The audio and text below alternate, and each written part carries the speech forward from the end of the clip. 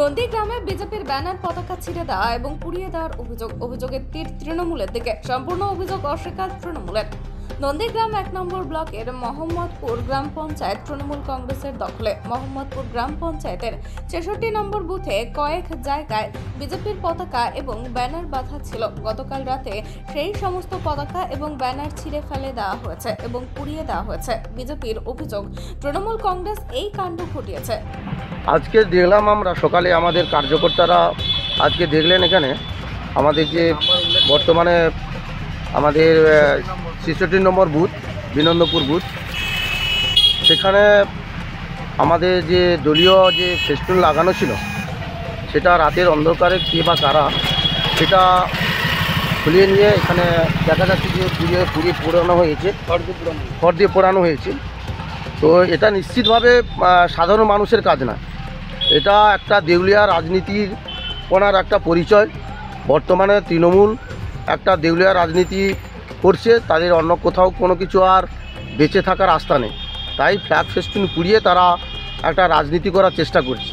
এইভাবে তো নন্দীগ্রামের মানুষকে, সাধারণ মানুষকে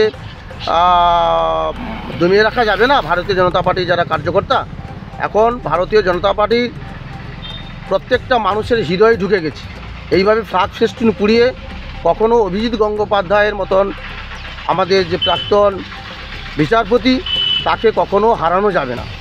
এটা একটা কি বলা যায় যে তৃণমূলের একটা নিকৃষ্ট রাজনীতির একটা উদাহরণ।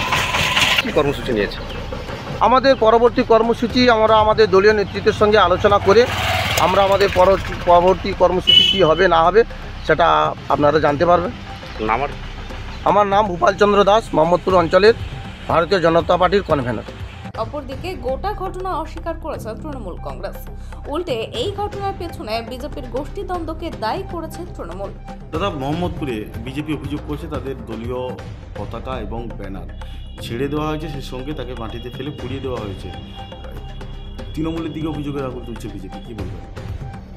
মোহাম্মদপুর অঞ্চলে তৃণমূল কংগ্রেসের অবস্থা এতটাই খারাপ হয়ে যায়নি যে বিজেপির সঙ্গে রাজনৈতিকভাবে তারা লড়াই করবে।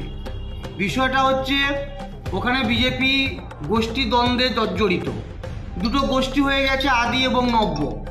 এবার কোন গোষ্ঠী করেছে সেটা বিজেপি তার দলীয় অন্তর্তদন্ত করে ঠিক করুক। এর সঙ্গে তৃণমূল কংগ্রেসের কোনো সম্পর্ক নেই। বাপ্পাদিত্য গর্গ, নন্দীগ্রাম 1 নম্বর ব্লক তৃণমূল কংগ্রেস সভাপতি।